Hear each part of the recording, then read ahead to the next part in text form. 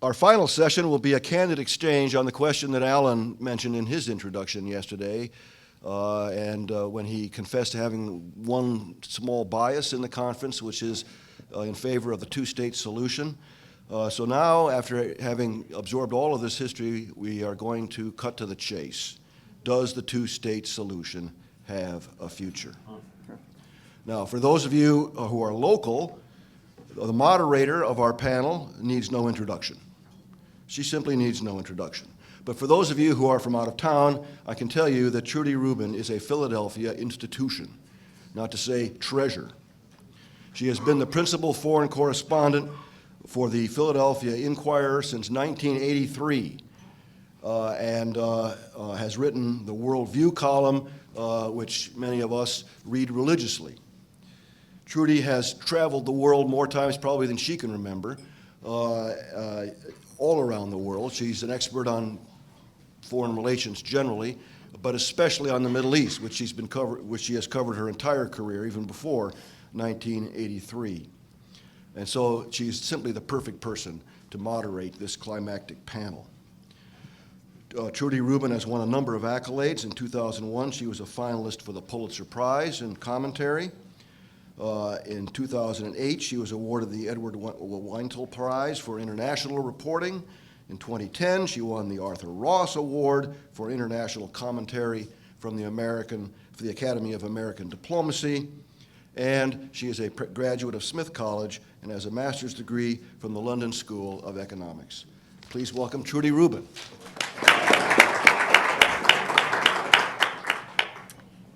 Thank you very much, Walter, for that lovely introduction. I am going to introduce our distinguished speakers, and then I'm just going to make a few remarks, given the many decades I've covered the subject of, is there a two-state solution? Since you have bios, my introductions will be brief, although both their careers are very distinguished. To my left is Hussein Ibish, a senior fellow at the American Task Force on Palestine, who's familiar to all of you who watch talk shows and the news and follow this subject. And among his many, many publications, his most recent book speaks just to what we will be discussing. It's called What's Wrong with the One-State Agenda? Why Ending the Occupation and Peace with Israel is Still the Palestinian National Goal. And Asher Susser, to my right, a long and distinguished career in Israel and Middle East studies and African history. He's professor of Middle Eastern and African history at Tel Aviv University and has been the director of the Moshe Dayan Center for Middle Eastern Studies at Tel Aviv University. Before I turn this over to the panelists, let me just say a few words on this subject. We all, myself included, cling to the idea of a two-state solution because so far nobody has thought up a viable alternative. I've been covering this story for my entire career, however, and never have the prospects looked so grim. I was at Ben Gurion Airport when Sadat landed, and many people have forgotten, if they ever realized, that in the peace that was finally concluded with Egypt, Menachem Begin offered a real autonomy to the Palestinians on the West Bank. He didn't think of it as leading to a state, but in reality, if you read the text of what was on offer, I still believe today that if it had been accepted, there would be a Palestinian state. However, for many reasons, it wasn't accepted. And back in those old days, many people, Ariel Sharon included, dreamed that the West Bank could be annexed to Jordan or that Jordan would become Palestine. Those days of that concept are gone, too. But the two-state solution is fading for reasons that you've heard during this whole jam-packed session. Obviously, a big one is that there's huge instability in the region, and Israelis are very conscious of rockets from Gaza and don't want them coming from the West Bank, not to mention that with the exception of Egypt, which it may look stable now, but may not be in the long term, all of its other neighbors have big question marks over their head. And the world's attention is elsewhere. The Palestinians have a weak leader, but beyond that, the Palestinian political establishment and Prime Minister Netanyahu contemplate, even if the words two states are used, something that is so minimal in terms of sovereignty and does not include Jerusalem as a divided city of two capitals, something so minimal that no Palestinian leader could accept it, even if Abu Mazen were much stronger than he is. And meantime, I do think that settlements are making a long-term solution impossible. It's not just where they are today, it's that settlements have a much larger land footprint in internal maps than the actual settlements look like today. So they have enormous room for expansion according to the lines that Israel has drawn. And in addition, there are many, many dozens of illegal settlements which are not being removed, which connect the legal settlements, and many of those are being legalized. So even if the region should stabilize in 5 years, hopefully, maybe, it will be extremely difficult to look at the prospect of a contiguous state on the West Bank. And one other thing I'd mention, you just heard a report on public opinion on the Palestinian side and the Israeli side. There's a couple of things that I would add to that, one of which is that the younger generation is less likely to be even tolerant of the idea, let alone enthusiastic. And in large part, that's because young Palestinians and Israelis never meet each other. When I started going to Israel, these decades ago, Palestinians swam on the beach in Tel Aviv. Intellectuals from Ramallah met intellectuals from Haifa and Jerusalem constantly and went and gave lectures at each other's universities. And even in more recent times, the Seeds for Peace groups of Palestinians, Israelis, and American Jews who meet every summer at Seeds for Peace camp in Maine, which is a wonderful institution, used to go back and be able to visit each other. Now, Palestinians and Israelis are totally cut off from each other. They cannot meet, they do not meet, and the younger generation meets each other only when young Israeli conscripts meet Palestinians at checkpoints or when Israeli soldiers are on the West Bank. Back then you had 100,000 or more Palestinian workers in Israel, and although it wasn't an ideal situation of Palestinian labor, Israel bosses, it still meant that you had friendships. Those days are gone. And furthermore, you had a generation of Palestinians and Israelis in their crucial years who were in leadership positions, who truly were committed to peace and believed it was possible. You had Fatah hawks, when Fatah was still the strongest group, who had been in jail for over a decade in Israeli prisons, learned Hebrew, and decided they wanted a peace settlement. I remember interviewing so many of them in the 90s. You had Israeli peace activists who were key members of parliament. And that generation is gray now, and they are out of power.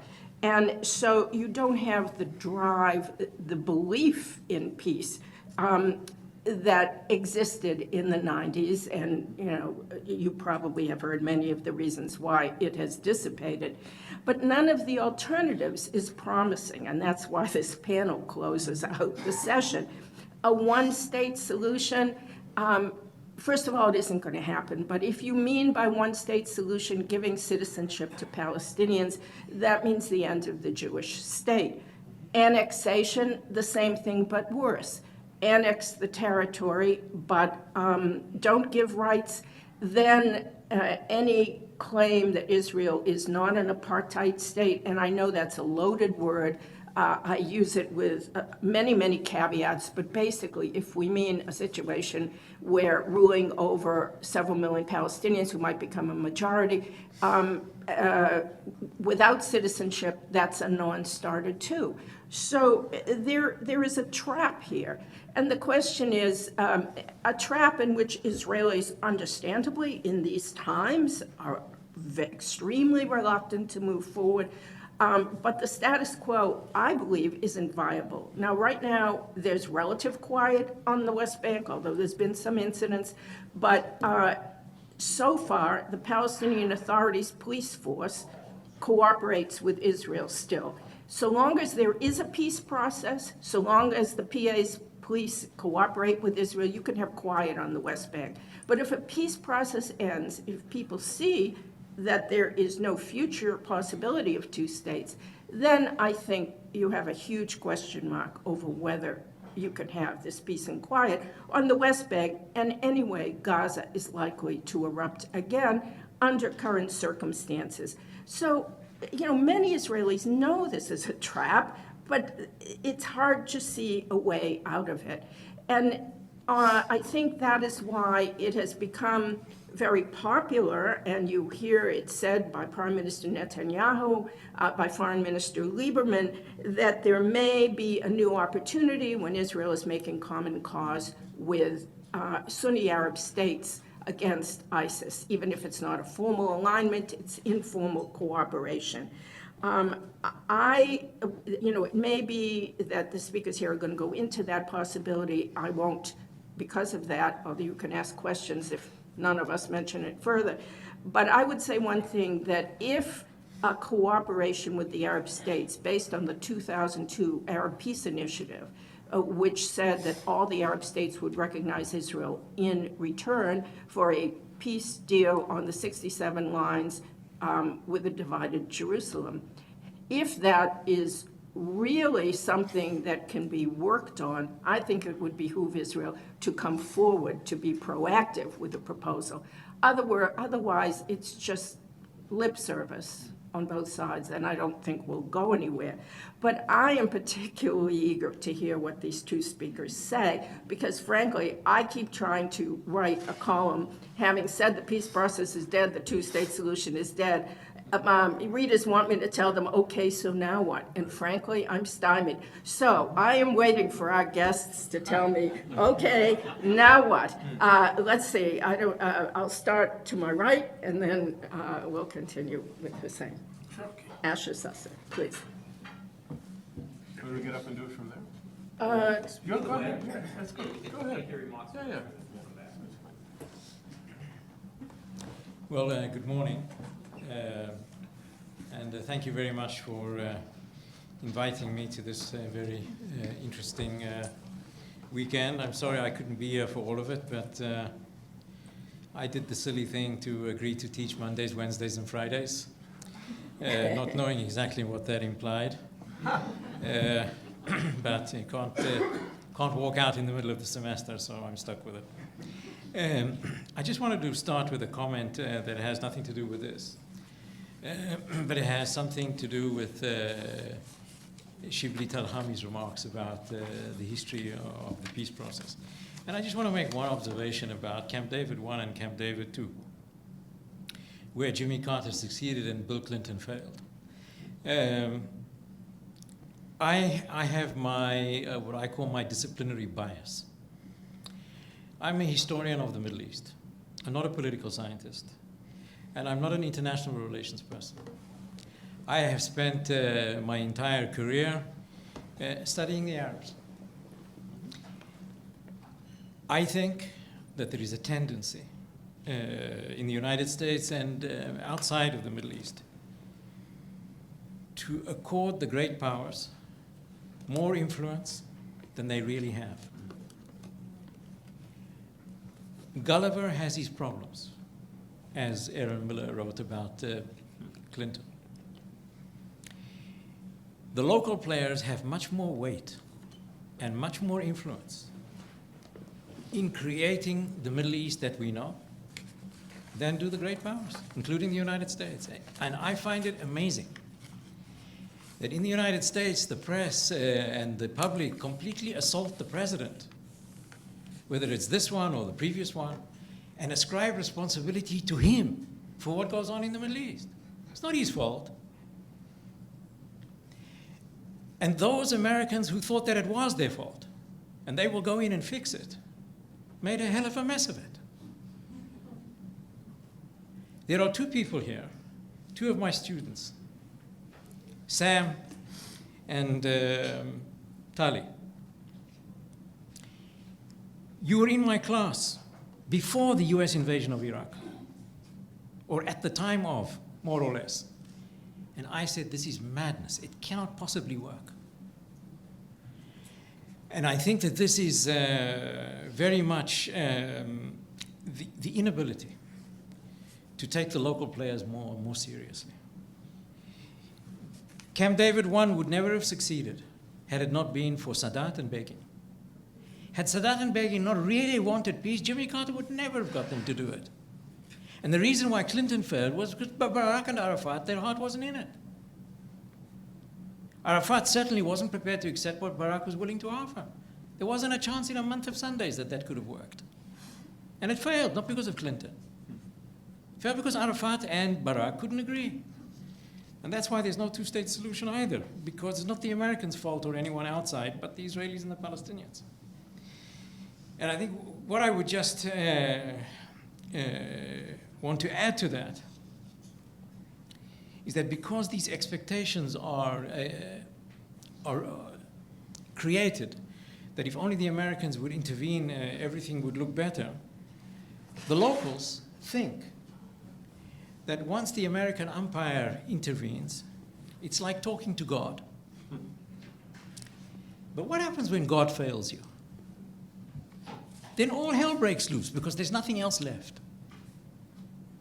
Courting failure is worse than not trying. And the experience of the Second Intifada, I think, is when the worst of bloodshed between Israelis and Palestinians since 1948 took place, was a result of this exasperation. If God can't solve it, then who will? But the interesting thing, and I go into the material itself, the majorities on both sides, as we saw again this morning, there seems to be a fairly constant majority on both the Palestinian side and the Israeli side that I would say acquiesce in a two-state solution. It's not such enthusiastic support on neither side. I think both sides would probably want something else. So I think there's a problem when you ask the question in the polls, do you support? Probably don't support, and that's the wrong question. I don't think that people should be asked if they support. They should be asked if they would accept, if you're willing to live with. Because this is all very imperfect. So you have the situation where the majority on both sides is probably willing to accept, but doesn't believe that the other side is willing to. And there's no trust, and therefore the impasse. So what I would like to explain is why we have been stuck in this impasse for 20 years, what's making it so difficult, why is it so seemingly insoluble? And then say a word about why I think it still is the only game in town, because everything else is considerably worse.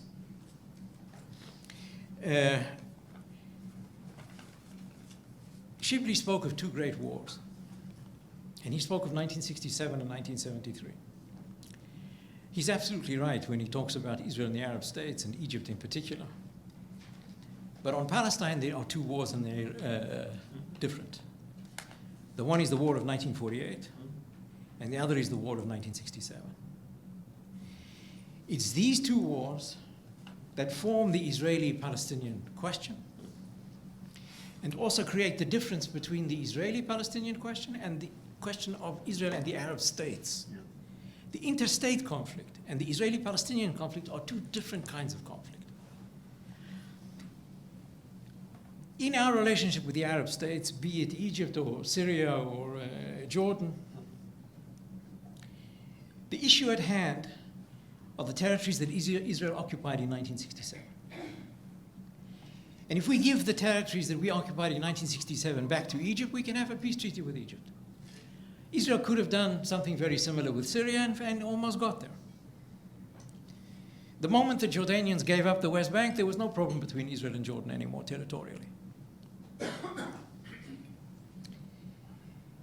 But between Israel and Palestine, there are two sets of issues. There is the 1967 basket, which is the West Bank, Jerusalem, and the Gaza Strip. And there are the 1948 issues. which has two components. One is the refugee question, and the other is the political future of the Palestinian minority who are citizens of Israel. Israel defines itself as the nation state of the Jewish people, and these 20% of Israelis are not Jewish. And they have a very significant increasing grievance against the definition of Israel as the nation state of the Jewish people. You have an anthem and a flag that we can't identify with. So the 1948 questions are the really difficult questions between Israel and Palestine. The 1967 questions over which we cannot agree are the easier part. The 1967 questions call into question Israel's occupation. The 1948 questions call into question Israel. The 1948 questions are about Israel's being, not Israel's expansion. And it's these questions, particularly the refugee question, which has this salience, which I think very often people tend to overlook as the critical obstacle in the negotiations between Israelis and Palestinians. During the Camp David period, Olmert, Abu Mazen, etc.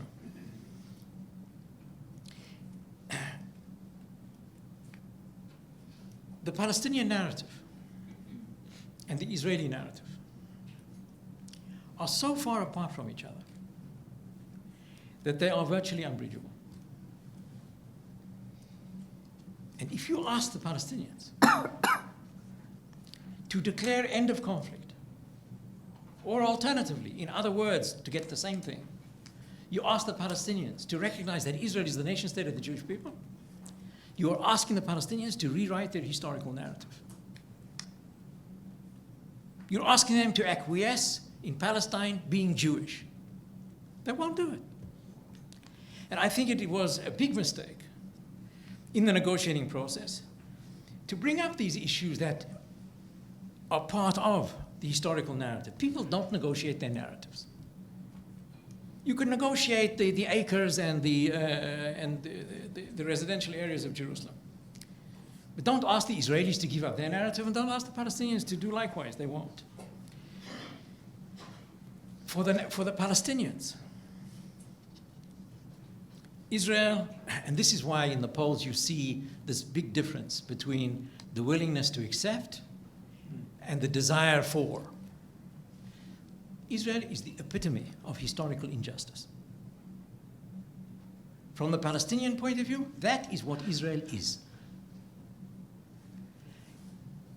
Israel is an aggressive settler state that denied the Palestinians their homeland and turned them into refugees.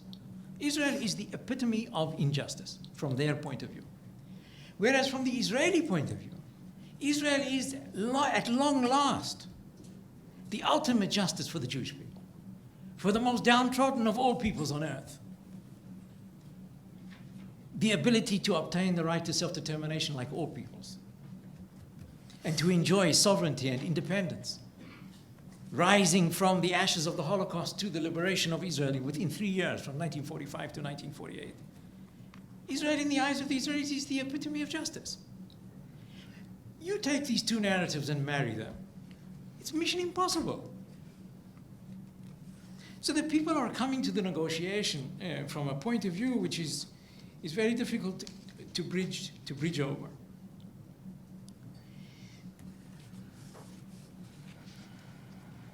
I don't want to talk for too long, so I will just make a few other comments. Resolution 242. Resolution 242 is the foundation of the peace process. Has been since November 1967, as Shipley explained. And Resolution 242 was the basis for the negotiation between Israel and Egypt, and for the negotiations with Jordan and with Syria as well, not all successful. Resolution 242 was passed in November 1967. Doesn't even mention the word Palestine. The Palestinians are not mentioned in Resolution 242 at all.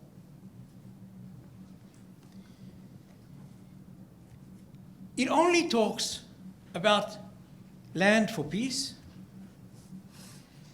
and that is Israel should withdraw in exchange for peace from the Arab states, which is an important point to remember. The demand of the UN that Israel withdraw is not unconditional.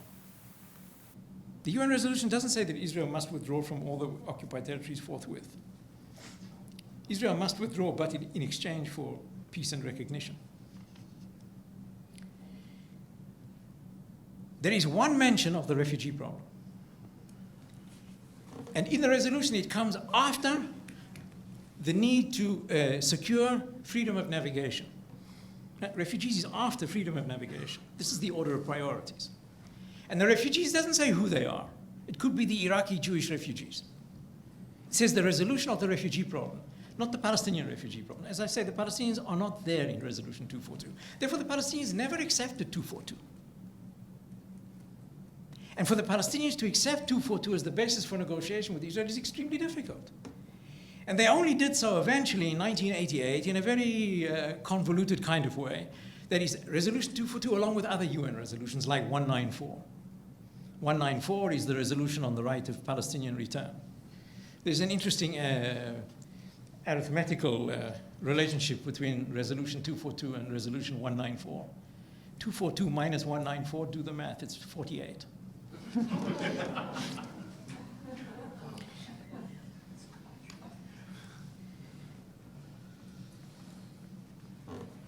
So for the Palestinians, for 242 to be relevant, you have to add other UN resolutions, which Israel finds unacceptable,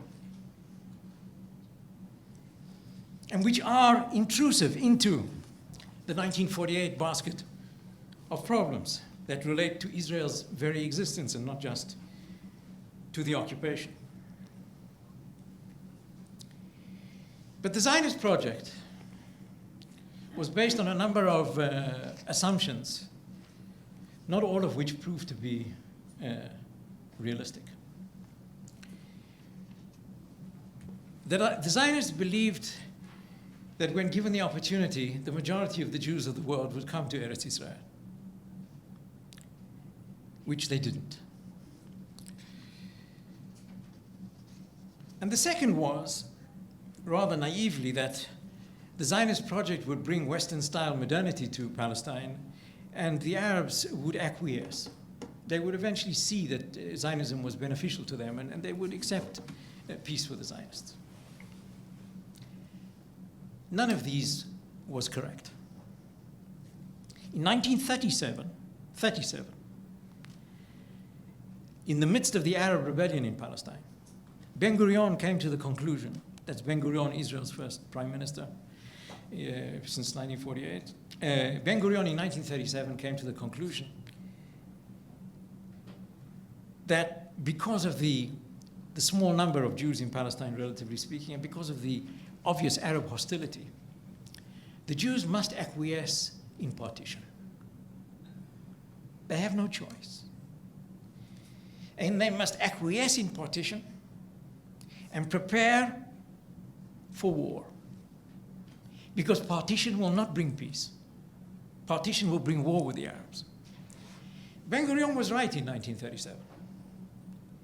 And what I would argue now is that it's still pretty much the same. Israel must accept partition for its own sake, but it will not get real peace in exchange.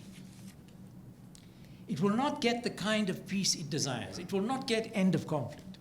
It will not get recognition of Israel as the nation state of the Jewish people. Because Israel and the Palestinians have not been able, and I don't think will be able in the foreseeable future, to agree on the 1948 file, and that is the refugee question. And I'll give you an example of how this still plays. What is the Israeli grievance about the Arab initiative? The Israeli grievance about the Arab initiative is not so much the withdrawal to the 67 lines, although the government doesn't like that, but it's the refugee, the sentence on the refugees. What does the sentence on the refugees in the Arab initiative actually say? It says that there should be a just resolution of the refugee problem, an agreed resolution of the refugee problem. Agreed being a concession to Israel. That is, this is not going to be thrust on Israel. On the basis of Resolution 194. And it doesn't use the terminology, the Arab terminology, haq al-awda, the right of return, which the Israelis see as threatening. But then the second half of the very same sentence says exactly the opposite. It says that there can be no resolution to the refugee question with any form of resettlement of refugees. And that was put in there by the Lebanese and the Jordanians who don't want the Palestinian refugees to remain in their territory. Now, if you come to the Israelis and say, we want a settlement on the refugee problem, but there's no resettlement of refugees in the Arab countries, that kind of means that all the refugees have to go back to Israel in some kind of a way, if resettlement is not an option. So the Israelis find this, and it keeps on coming up in different ways, in the negotiations between Abu Mazen and Olmert, in the aftermath of Camp David, etc. The refugee question is more salient as an obstacle than I think most people give it credit for. And I will conclude with a remark about Israel's options. Israel has two options. You can do the Gaza thing, or you can try and do what Israel's doing in the West Bank. That is, Israel manages its security vis-à-vis Gaza by having withdrawn from the territory. Israel withdrew from Gaza and manages its security from without. Israel could have reoccupied Gaza now in the recent conflict and didn't. For the third time in succession. Could have reoccupied, but didn't. And very few people in their right minds in Israel want, and right mind here is really right, even they don't think of reoccupying Gaza. But the Israelis think at the same time that the model for the West Bank is occupation, not withdrawal. And I think that what Israel is now increasingly facing is a problem that you have with Gaza, which I think is manageable from without, as we have proved again. And Jerusalem and the West Bank is going to increasingly look like a territory in a situation of civil war.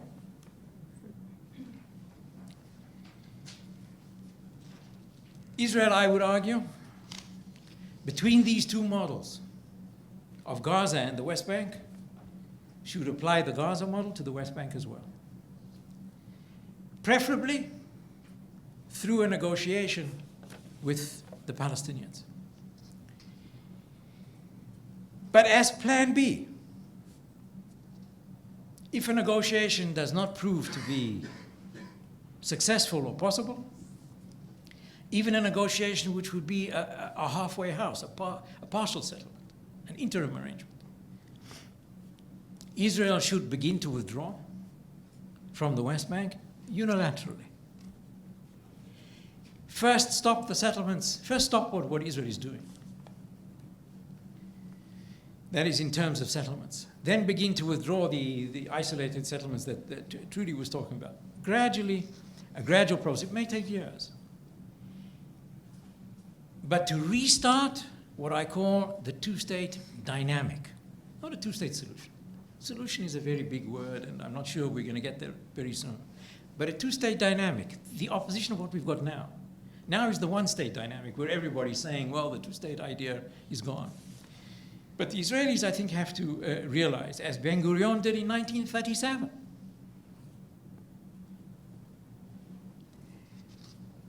to achieve the great objectives that the Zionist movement set for itself. And there were two great objectives. One was to create the nation state of the Jewish people and to allow the Jewish people their right to self-determination. And which I think, without any question, I fully identify with, like all nations have the right to self-determination, including the Palestinians. When we say in our anthem, in Hatikva, we say, Liot Am Chofshi Ba'artzeno, to be a free people in our country. We will never be a free people in our country until the Palestinians are a free people in theirs.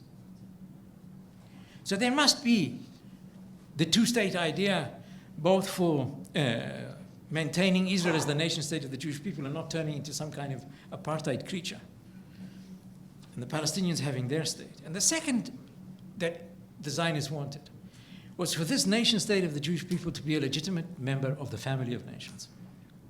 We cannot be a legitimate member of the family of nations if we continue the occupation. So for the sake of our own long-term historical objectives, I think Israel must seek the two-state solution actively, even with a Palestinian partner or without a Palestinian partner. Because the status quo is the worst of all alternatives that Israel could possibly imagine.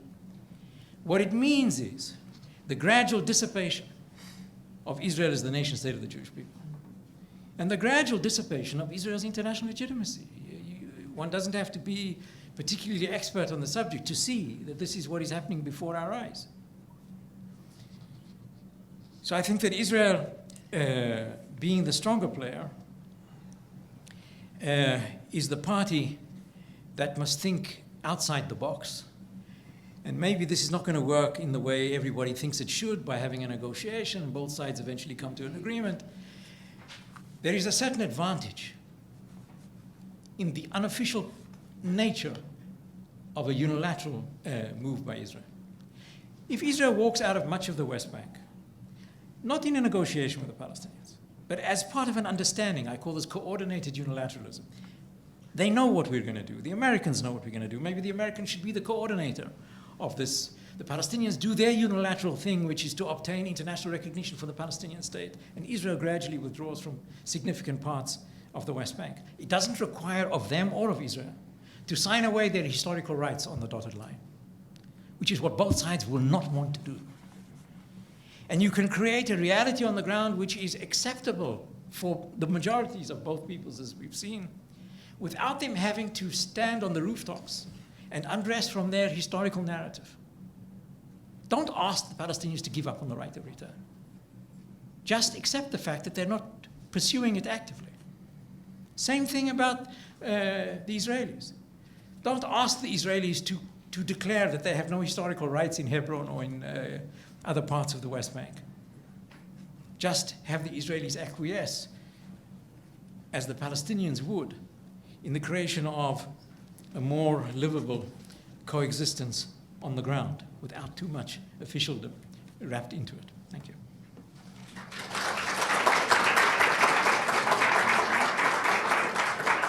Okay.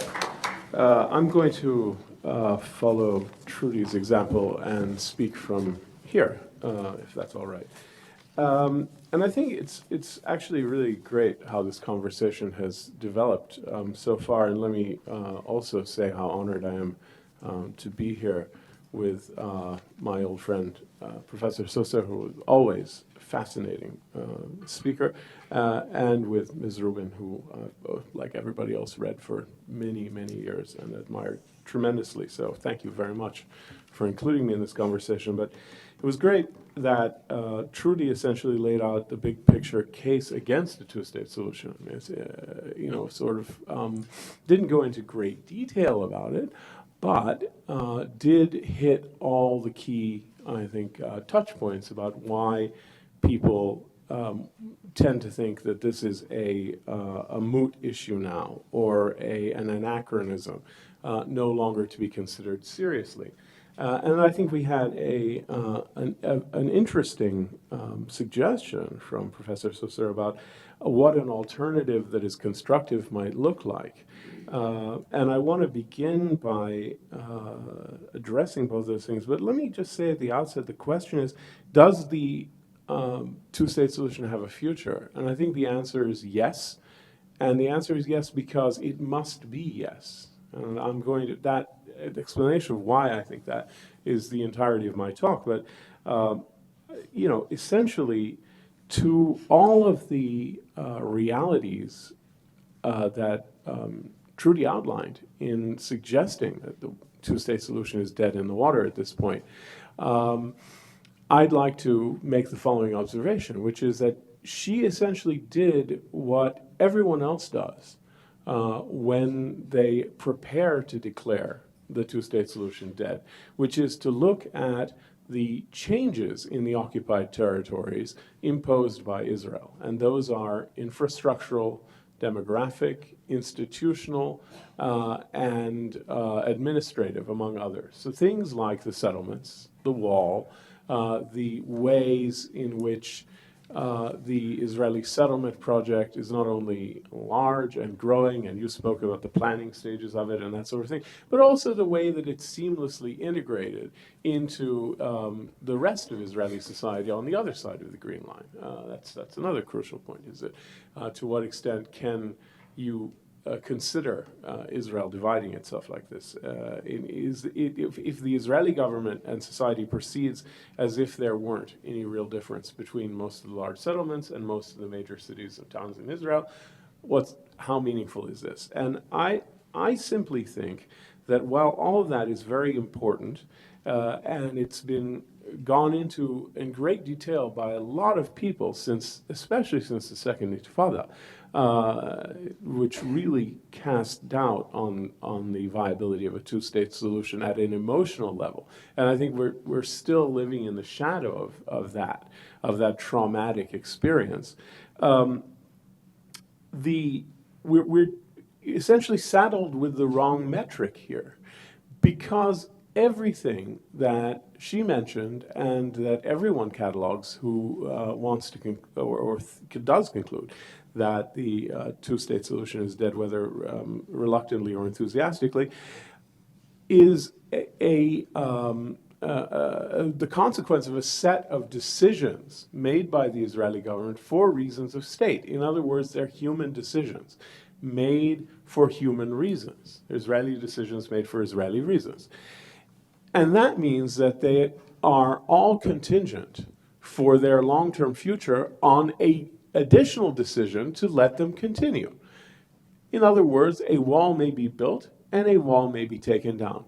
A settlement may be constructed and populated, and it may be dismantled and depopulated. Now, that's not a theoretical observation. We know that settlements can be evacuated, thanks to Mr. Sharon, who demonstrated that it could be done in Gaza and parts of the northern West Bank. So the question isn't, is it possible for an Israeli government to evacuate a settlement for reasons of state? In that case, it had nothing to do with peace with the Palestinians. It had to do with other Israeli concerns, but it doesn't matter. The point is, there was a national decision made to dismantle settlements for reasons of state. The people involved were unenthusiastic about it and didn't cooperate. They didn't put up a physical fight, but they were not overjoyed, and they had some support in the country, but ultimately the state carried out its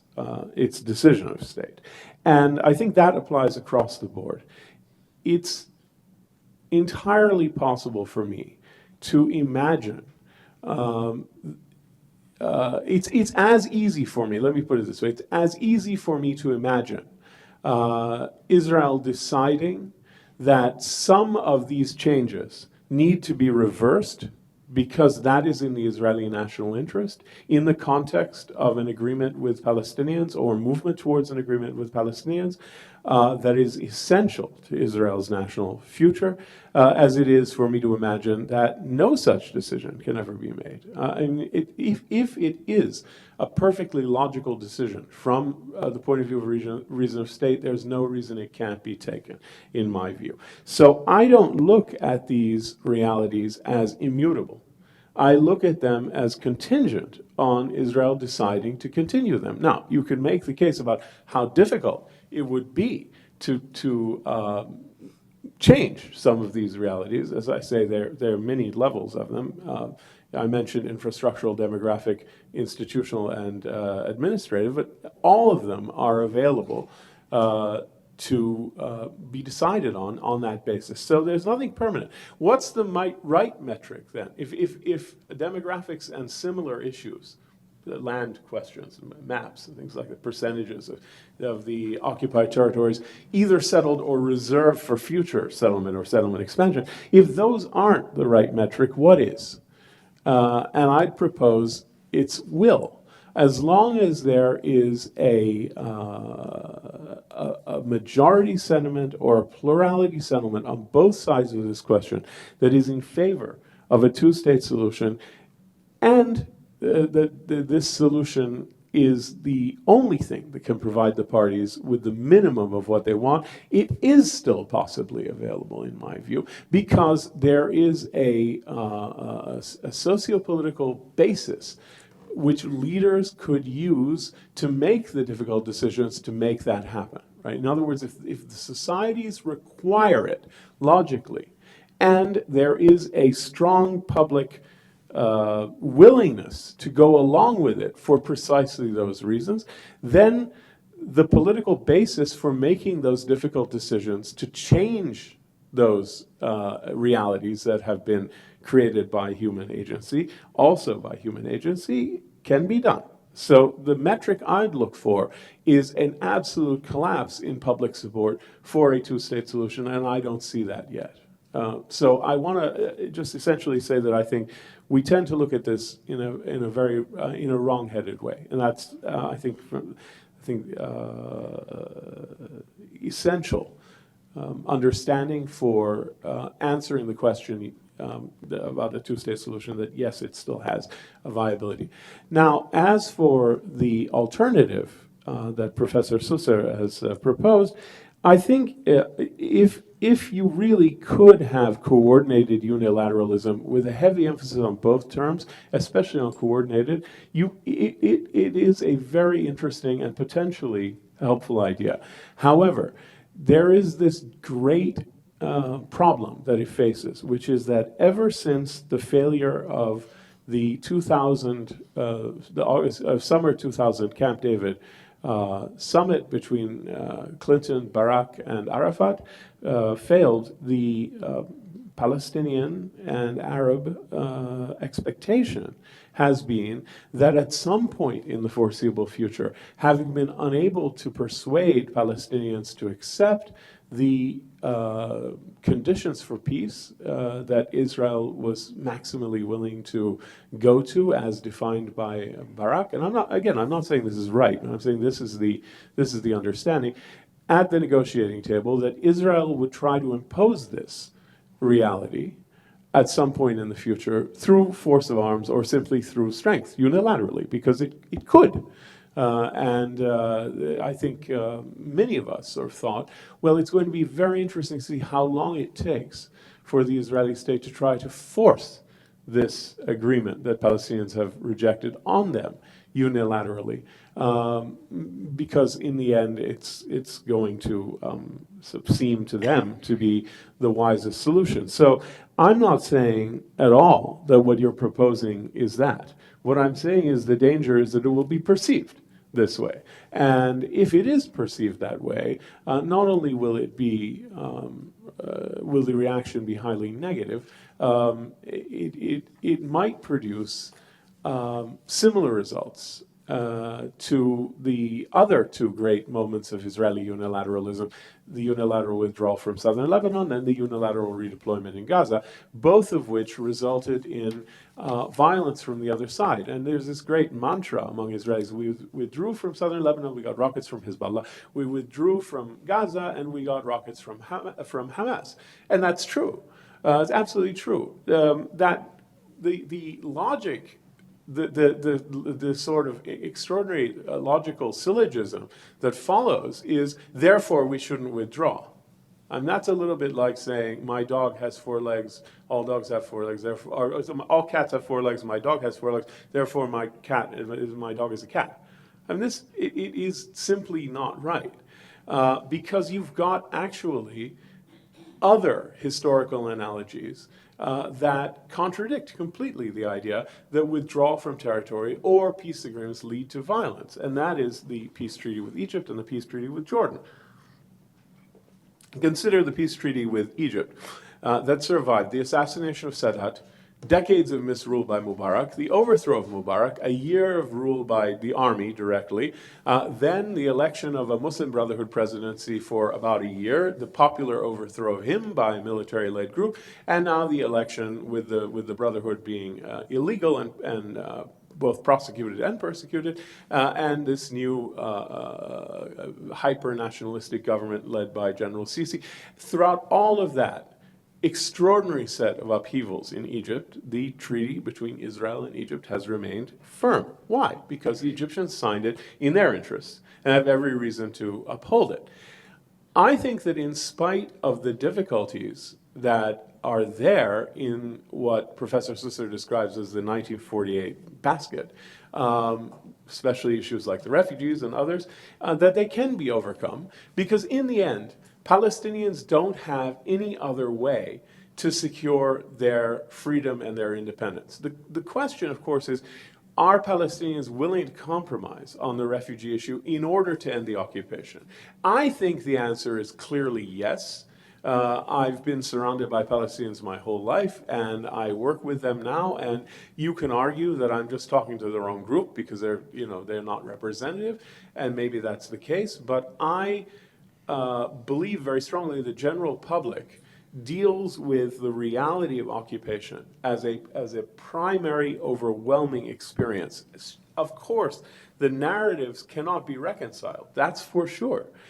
The beauty of a two-state solution is that it's the one arrangement in which you don't have to reconcile narratives. I don't believe that Serbs and Croats share the same narrative at all, and they don't have to. They have a Serbia and a Croatia, and they have embassies in each other's capitals, and they deal with each other through such means. And that, I think, the way in which Israelis and Palestinians get out of this trap of the narratives that divide them so strongly is precisely through a two-state solution. Now, I mean, the alternative to a two-state solution isn't any of the fanciful things that people speculate about. Like somebody mentioned what amounts to the Jordanian option at one point. That's not going to happen. The Egyptians are not going to allow themselves to be sucked into Gaza again. I think they've made that very clear. In fact, it's the number one Egyptian foreign policy priority, or has been until the intervention in Libya. Maybe the unrest in Libya has unseated that, but for the decade or so before, Libya has become so difficult for Egypt. Certainly their number one foreign policy goal was not to get sucked back into Gaza. Jordan is clearly not going to become involved in the West Bank in a way that compromises them. Now, they could be brought in a constructive way, particularly regarding holy places in Jerusalem. There might be a role for the Jordanians in a kind of a two-state solution. I think that's possible, but they are not going to accept responsibility for bits of the West Bank that Israel doesn't want to deal with, and that would basically be the populated centers in Area C. They're just not going to do it. Or Hamas's vision of a one-state arrangement, kind of Islamist vision of an Islamic state. Ridiculous and horrible. Totally unacceptable. Or the probably most dynamic version of a one-state vision, which is emerging on the Israeli right in some of the settler movements, and even to some extent with Naftali Bennett and some of the people on the Likud right who want to annex, the unilateralists and annexationists who've become a new power center in Israel, in the cabinet, but especially in Israeli society beyond that. And who want to essentially, in an aggressive and hostile way, create a new border rather than coordinated unilateralism. They want uncoordinated unilateralism, aggressive and hostile unilateralism. But the point is that, again, all of these ideas are fanciful because they don't result in a solution. There is only one solution. There are many outcomes, right? But there's only one solution, and that's a two-state solution. Why do I say it's the only solution? Because it's the only arrangement that can, I think, minimally satisfy the parties such that they are comfortable that this does, in fact, constitute an end to the conflict, an end of claims, an end to this long struggle. I think it can. In fact, I'm pretty sure it can. The question is, can it be agreed to? And so the problems are there in the narratives and issues that are so difficult to deal with, like the refugees, but there are others. the fact that there are hyper-empowered minorities on both sides who are opposed to this and who take action, violent physical action, to sabotage agreements when they seem to be in the offing. Whether it's various suicide bombings that have been timed for that purpose, wars provoked by Hamas and others, or Baruch Goldstein's massacre in Hebron, and Yigal Amir's assassination of Yitzhak Rabin, things like that. You've got people on both sides who are armed and willing to act to stop this. So, well, does that mean, therefore, that you give extremists a veto? I think clearly not. You've got to build in an expectation, both unilaterally and bilaterally, maybe trilaterally, of what we're going to do to prepare the public for this sabotage and not allow it to work. I think there's quite an interesting book called Negotiating Under Fire by Matt Levitt that is worth reading about this. And the fact that both sides are divided is another major impediment to getting here. You've got divisions. There is no consensus in the Israeli even cabinet right now about the future of the Palestinians, as well as this even more devastating divide among Palestinians between nationalists, and the leadership in Ramallah that wants to make a peace agreement, and Hamas in Gaza that insists for political reasons and possibly because they really mean it, that they will never recognize Israel and they want an armed struggle until the whole thing is resolved. And there are two more obstacles that need to be looked at very quickly. One is, do these sides mean the same thing when they talk about a two-state solution? That's a really big question. I think one of the things that came up in the Camp David meeting is they didn't then. Clearly when the Israelis were using the term Palestinian state, they meant something that sounded ultimately rather different than what Palestinians were expecting. The level of sovereignty, the level of authority, etc., were not the same. Contiguity and things like that. So that's an issue. And finally, the asymmetry of power is very extraordinary here. This is the biggest asymmetry of power I can think of between two negotiating parties to a conflict by far. And that makes it very difficult for Palestinians to extract concessions from Israel, and very difficult for Israeli political leaders to follow through on concessions they've made to Palestinians when it comes to a small group of Israelis who will be directly affected by that and can put up a fuss. At the same time, I think the very weakness of the Palestinians makes it hard for them to make compromises as well, because it seems to the public every time that they've done it strictly from a position of weakness. So the question is, why do I sit here and say it's still more likely than not? And the answer is precisely because it's the only way out. Israel doesn't have another answer about what will happen to the Palestinians and how to deal with these millions of Palestinians other than a Palestinian state. Palestinians don't have any way to enhance their position except through an agreement with Israel. The region needs it. The Arab Peace Initiative makes that clear. Most of the Arab states desperately need it. The West needs it. The United States needs it. Everybody needs it. So in my view, both because it's still achievable for the reasons I began with and because everybody needs it, it's more likely to happen than not. Well, as they say,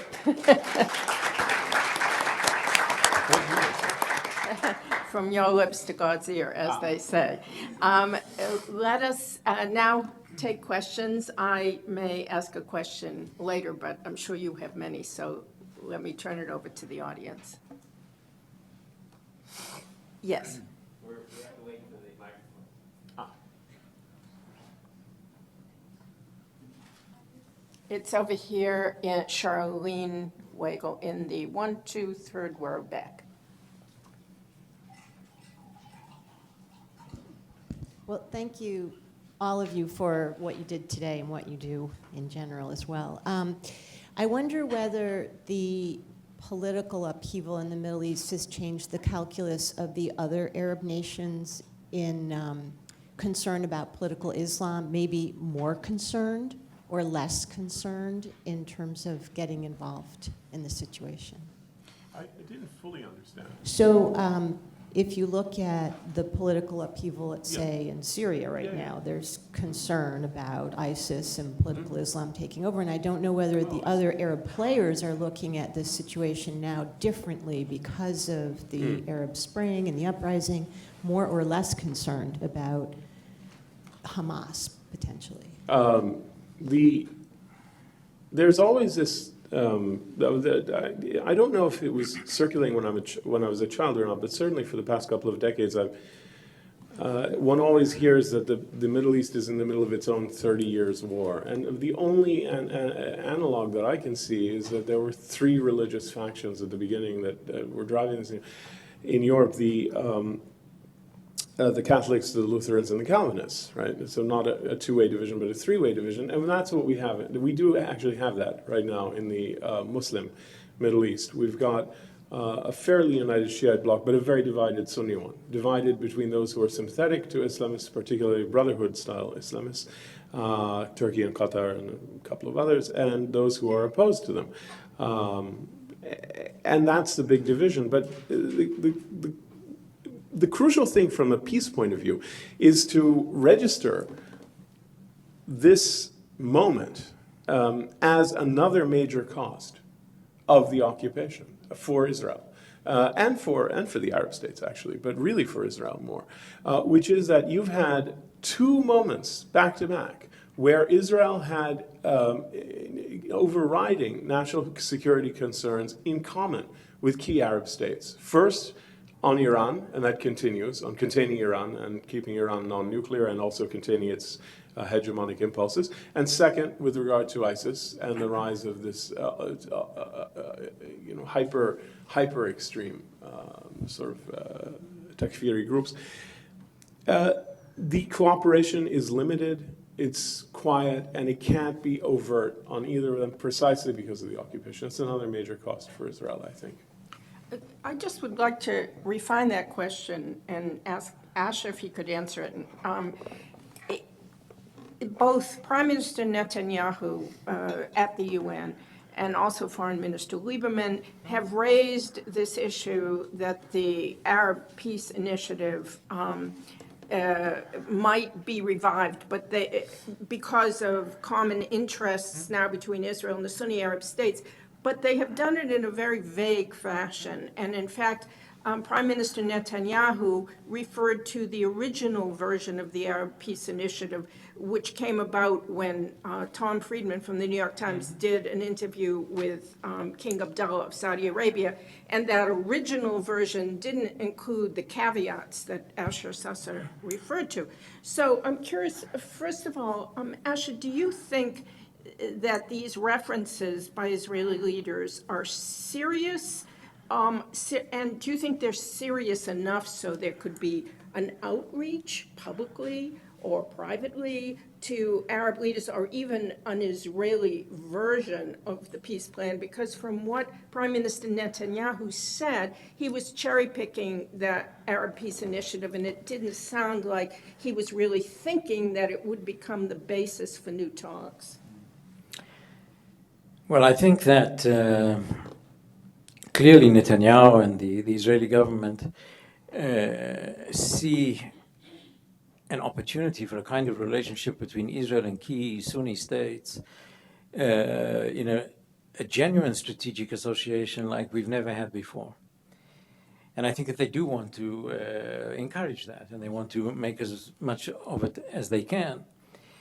But I think there's a certain weakness in this argument coming from Netanyahu, and that is to really have this so-called alliance between Israel and some of the Sunni states come to genuine fruition.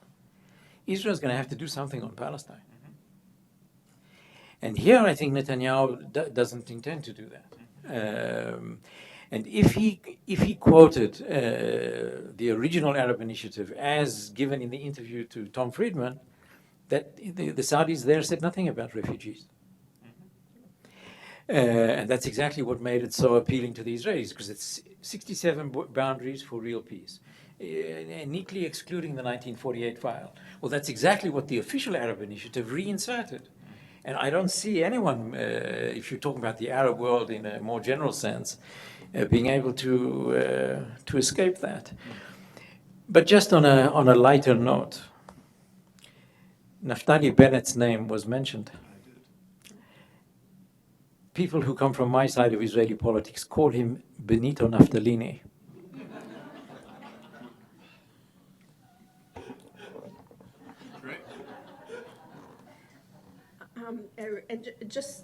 Hussein, let me just ask you, I can't speak to Naftali Bennett, but very specifically, do you see any chance that the Arab Peace Initiative, as it was agreed in Beirut in 2002, would be officially put out on the table by the Saudis or anyone else, Arab League or whoever?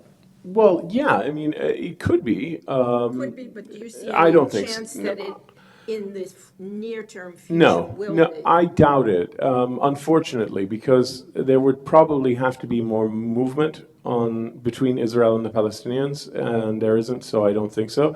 I would just like to say one thing about it. I mean, there was a caveat recently agreed upon by the Arab League, which was important. I mean, it's basically made it clear that it's not a take it or leave it proposition, that there's wiggle room within the text and within the ideas, that it's a starting point. Because if the language can be revised, and it was, then it can be revised in different ways to suit Israel. And it means that the principal objection of Israelis from the beginning was that this is set in stone, it's take it or leave it, and it's obviously not acceptable to us. And if it were really that, it would be kind of ridiculous in a way. Although to a real sort of refutation, final refutation of Khartoum, the three no's. But still, it wouldn't be a serious negotiating position. But since it's clearly malleable, it is. But I don't think so, no. I don't, sadly not. So there's something out there, but nobody wants to pick it up. That's right. And run with it. Yes. Okay. Question, way in the back. Oh, I'm sorry, I missed. Hi, I had a question about when we are teaching the Israeli and Palestinian history in classes, we go back to the history talking about the whole region of Palestine and the movement of the Jewish people and Palestinian people who just stayed there. So given the history of this and the fact that finally it was made Israel after it was as a mandate, given as a mandate to the British, and finally it was made a country, isn't it more of a question of an identity of the Jewish people or Israel as a country within that region because it is surrounded by the Arab people? I find the two-state solution, it's wonderful that, you know, we can sit here and talk about it, but do you really think ever people are going to go above that? Are you addressing that to Asher Susser? Well, he's the historian. Yes, you're the historian. Well, first of all, let me say something about teaching the Arab-Israeli conflict. The conflict, I don't think, can really be fully understood unless you relate to three contextual frameworks. One is the Jewish-European predicament. You cannot possibly understand where the Jews are coming from unless that is part of the story. Then there is the Arab-Israeli context, Israel and the Arab states, which creates a balance of power which is, for the most part, Israel as David and the Arabs as Goliath. And the third context is Israel-Palestine.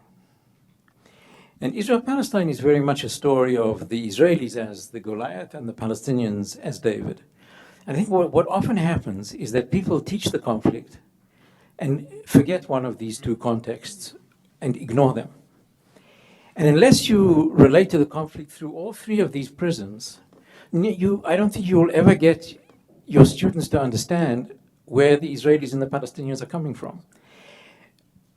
And When I teach this course, the Arab-Israeli, whether it's in Israel or here in America, the first thing I say to my students is, I'm Israeli and I'm Jewish and I'm a Zionist in my perceptions, but I'm not here to convince you about this or that. I'm here to try and get you to understand where both sides are coming from. These are rational people on both sides. They have their grievances from here to kingdom come. And what it is that we should try to do as teachers is not to convince you of this or that advocacy position, but simply to get you to understand where both sides are coming from. And if we can do that, then I think we're fulfilling our job as teachers. It does quote the UN resolution as a legitimizing factor in the creation of the State of Israel. But Israelis do not believe that Israel came into being because of the resolution. Israelis are convinced that Israel came into being because it won the war. Right. Had the Israelis lost the war in 1948, they would have all been buried by now. The UN would have, consecrated the burial, but wouldn't have done a thing about it. And as a matter of fact, in the war in 1947, 1948, there was this huge despondence amongst Israelis, the new Israelis, who were saying, where is the UN? Why are they letting the Arabs attack us? And I think there is this distinction between the UN as a body that can impose anything at all, and the UN as a body that does confer international legitimacy. Yeah. And as conferring international legitimacy, it is very important. What the Palestinians now say repeatedly in their discourse, Palestinians say that we must do this, that, and the other because of a Sharia Dawliya, which means international legitimacy. And I think that for that the UN is indeed still is important, but not to implement any resolutions it passes. Well, what's very interesting, just can I say something very quickly? What the other thing that Palestinians say, especially the PLO at the UN, repeatedly is the UN decided in 1947 to create two states, a Jewish state and a Palestinian state. The Jewish state was created. It's been 50 years. Now is the time to create the Palestinian state. So even they go back to the partition resolution, which was rejected by them and all the other Arabs, and sort of cite that as the birth certificate for Israel and also the birth certificate for Palestine. So in that sense, it still has a role, even in Palestinian rhetoric. I just want to add one thing to that because I think it's really important. I think on the Arab side, there is a sort of schizophrenia about the UN. If the Arab states had accepted the original resolution that partitioned the Palestine Mandate, there would have been a Palestinian state back in 1947, and Israel would have been a very small and geographically strange state, which probably by now would have an Arab majority in it. The Arab states did not accept that partition. And still today, you will hear people say, well, the UN had no right to do it. And yet, the UN is constantly referred to, and now the Palestinians are trying to go more and more to the UN. This, I think, is a problem in Arab discourse, because either one accepts the legitimacy of the State of Israel based on UN resolutions, or one doesn't. And if one does, then then one accepts that the Arab states made a mistake in 48 and are partially responsible for everything that followed. That has never happened, and I think that's part of the 48 problem that Asha Sassa referred to, and it's a deep contradiction in the Arab approach to this, which undercuts trying to find a solution. Yes, this gentleman back here. In terms of this also, and then also in the classrooms too, how much we should be approaching this. And this is the Hamas Charter that calls for not only destruction of Israel, but essentially destruction of international Jewry, refers to the protocols of the Elders of Zion. This is the elected government of Gaza.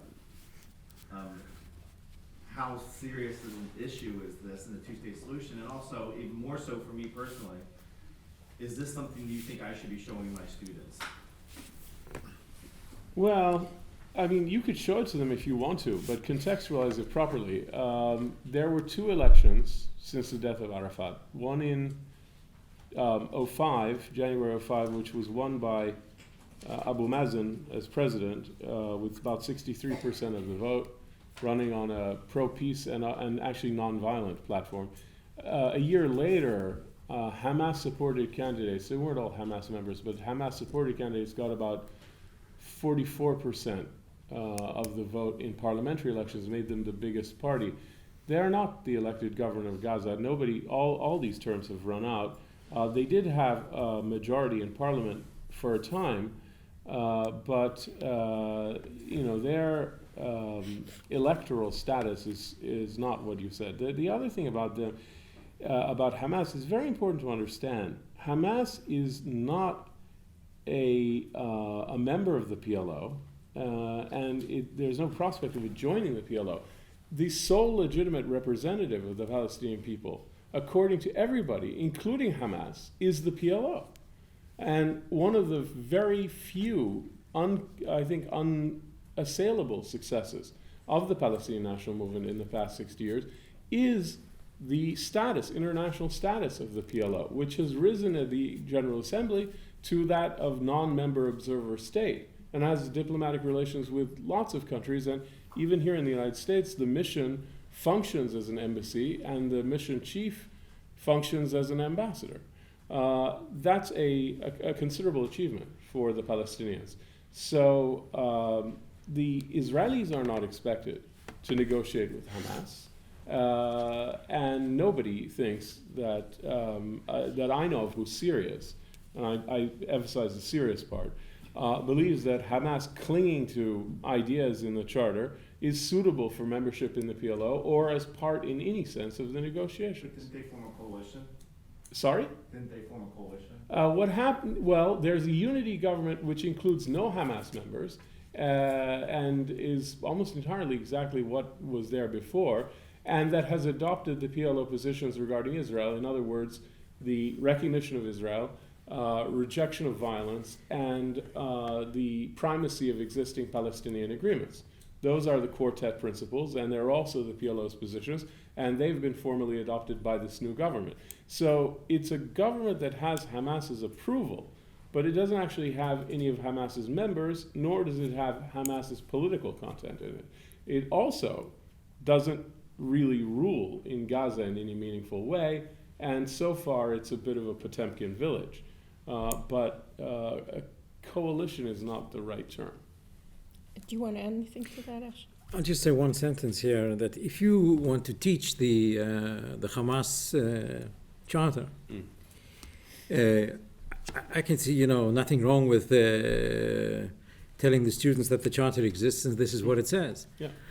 But I think you always have to match this kind of document with other documents. What else is Hamas saying, aside from the charter? What else has Hamas said since the charter was written in 1988? All sorts of things, some of them conflicting completely with the charter. Oh, yeah. So it's all very well to teach the charter. Same thing with the PLO's charters of 64 and 68. But always placed in the context of other documentation which is equally valid and says different things. Yeah. It's a complicated story. And I think the fairness is to show the complication of it. And never to no thesis stands on one document. Right. No thesis can be undone with one document, and no thesis will ever be built on one document. So I think it would be wrong to take Israel's Declaration of Independence or this charter or that charter and portray it as the emblematic indication of what Hamas stands for. It's more complicated. I think we have time for a couple more questions. I'll take some on this side. Lady with the stripe. Lady with the stripe. She's been asking from the beginning. Yeah. I don't mean to oversimplify by asking this question, but this is definitely something that was very apparent in both of your presentations. So, to what extent is Israel the impetus of change in relation to the two-state solution? Feel free to challenge that question by inserting West Bank, Gaza, Hamas, Shia Crescent, whatever you want to, but to what extent is Israel the impetus of change in the two-state solution?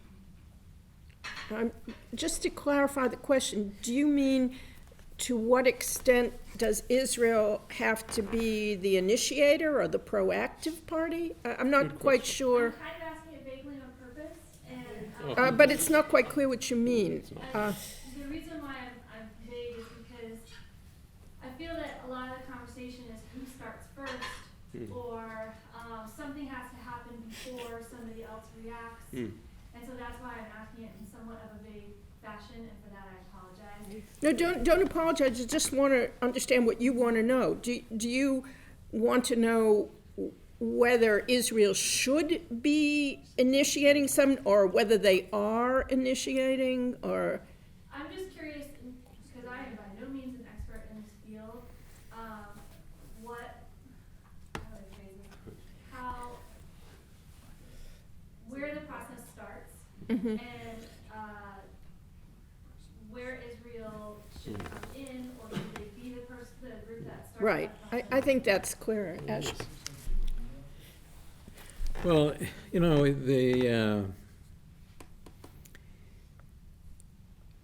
both sides, and this is a big problem, both sides are absolutely convinced that the other party is more responsible than they are for the continuation of the conflict. Yeah. The Israelis think that the Arabs are, and the Arabs think the Israelis are. And I think this is a problem because both sides expect the other one to go through some kind of act of forgiveness or purification or something, and which is not about to happen.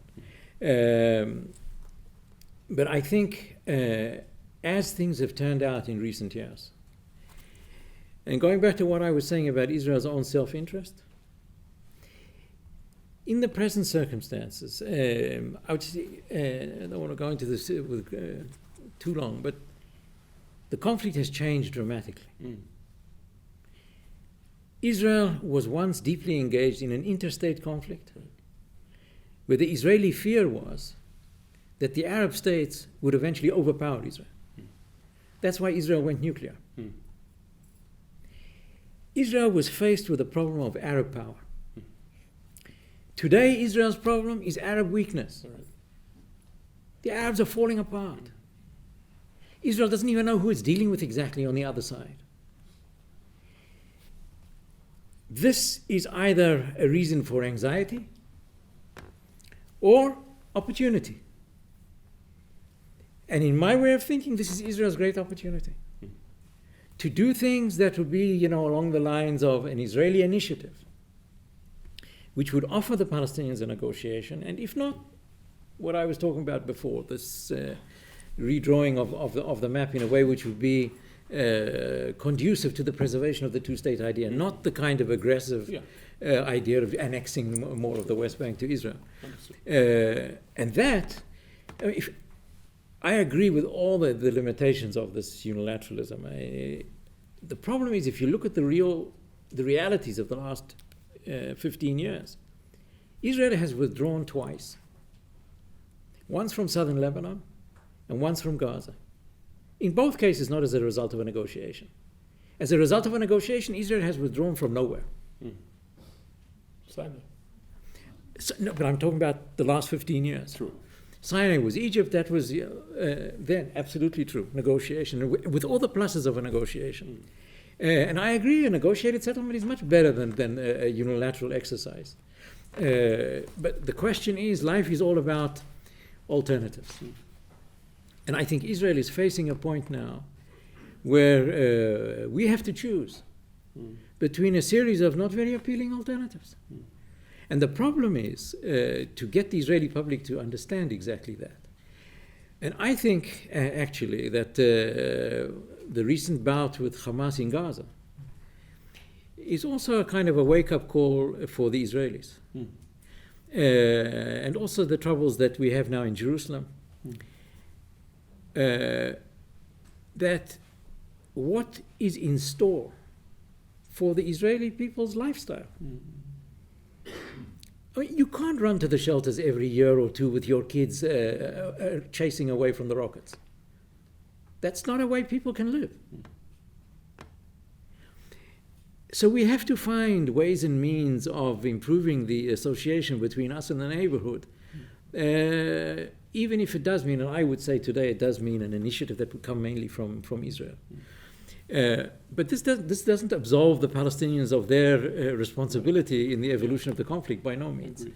But I think just looking at the power structure and looking at what the real possibilities are, I would say that is what Israel should seriously be thinking of. My quick answer to that is because of the power asymmetry and because of the number of cards the Israelis have, the onus is much more on them, I think, ultimately, because they have many more options to exercise those options intelligently and constructively.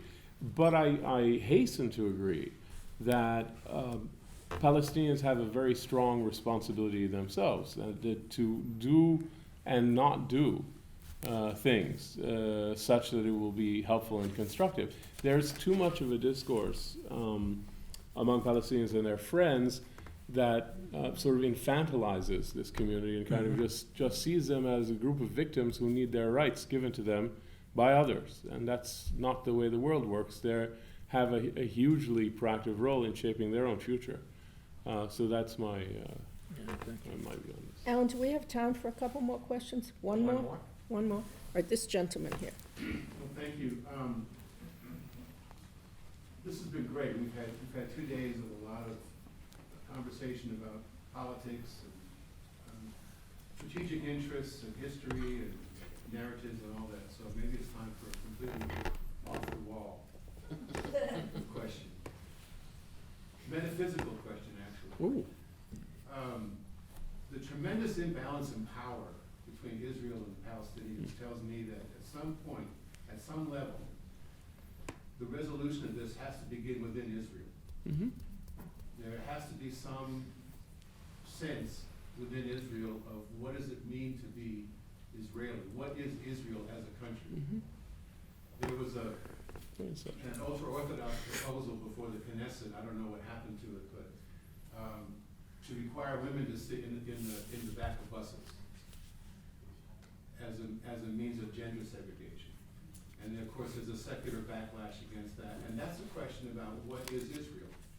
Every democracy has to struggle with what is our identity. Here in America, we have a culture war.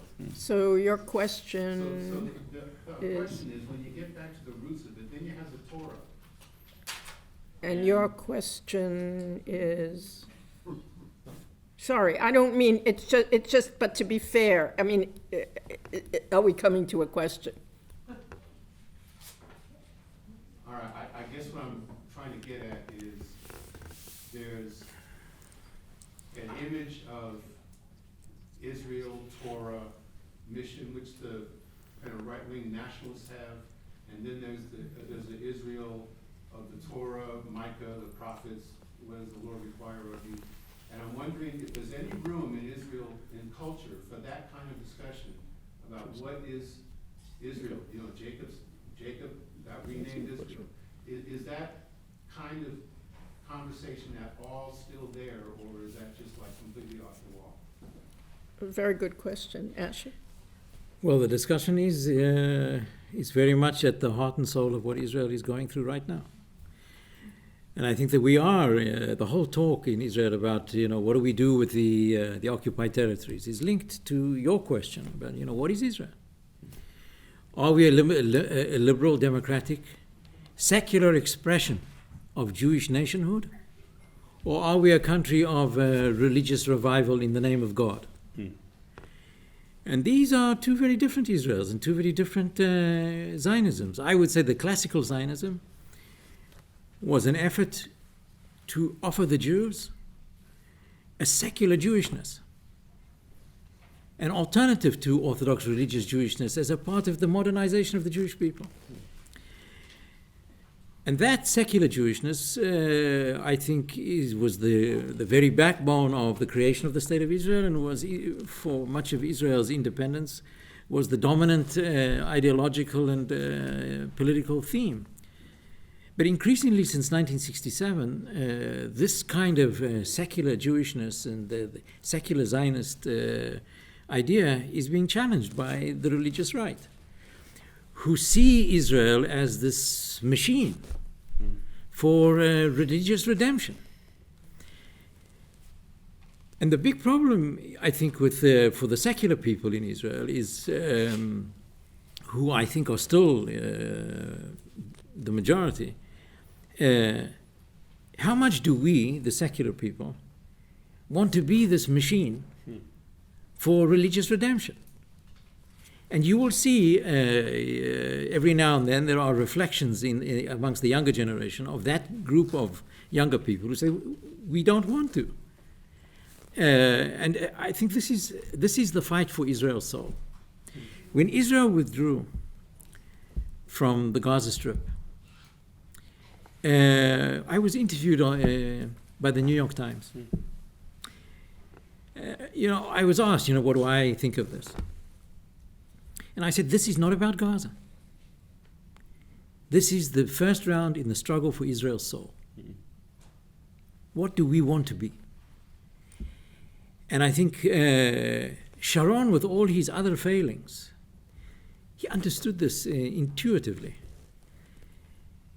Bibi comes from somewhere else. I don't think Bibi fully understands this, and he comes from an ideological upbringing which is more to the right. And I think you're absolutely right in putting your finger on what is the crucial debate about the nature of the Israeli state. And I think that this is a debate that is ongoing, but I don't think the debate is being held in Israel ferociously enough. And I think this has to become much more of the discussion of where we are going. And Netanyahu is now facing, after Gaza, and I don't know what kind of impact this will have. We'll only have to wait and see. Where are you going? What is your policy? What do you want? And I think the very fact that more people are throwing this question at Netanyahu is indicative of the realization amongst Israelis.